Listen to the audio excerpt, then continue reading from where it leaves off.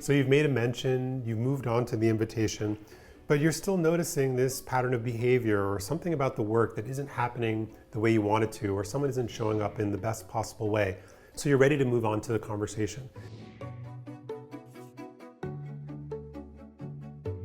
The essence of the conversation is really trying to shift things from intentions to impacts. Most of us, most of the people on your team, the vast majority of us, we operate from a place of good intention.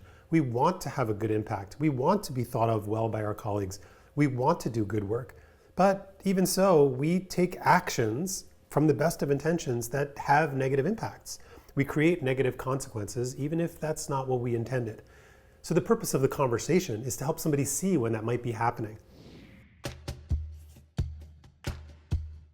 The best place to have the conversation is actually inside of another conversation, which is your one-on-one.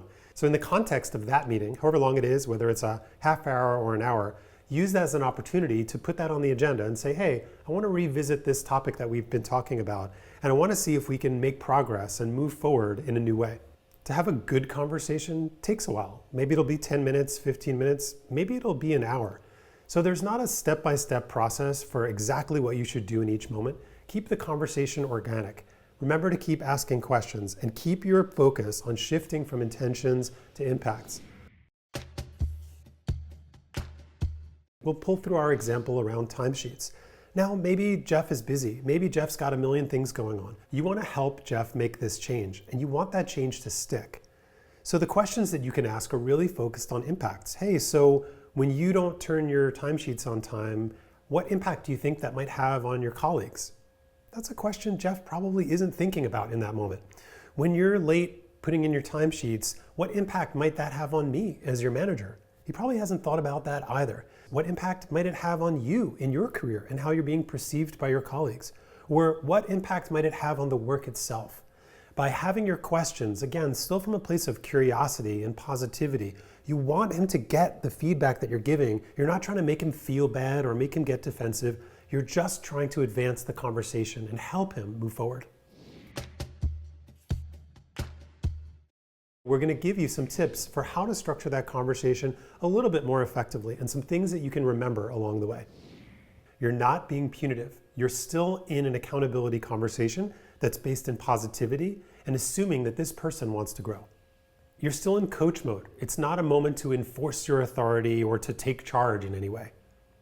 Try to avoid circling. What will tend to happen when you're having this conversation is the person will understandably try to explain themselves, and that conversation can tend to go in circles. So gently but firmly shift the conversation back to impacts. Don't look for or expect big declarations or New Year's resolutions about changing. If there's something that's worth changing, it's going to take time for this person to work on it and make the changes necessary, and they're going to need your help along the way. Remember, the accountability dial is a compass, not a map. So it's not that you have to go through all 5 steps of the accountability dial with any one person with respect to any piece of feedback. The mention may work, and that may be all you need in some scenarios. Other times you may go to the invitation, the conversation, or even to the boundary. And you may even cycle back and forth between the invitation and the conversation. It's all fine, just as long as you feel like progress is being made and the conversation is staying open and curious, and the person is earnestly trying to work on something that's important.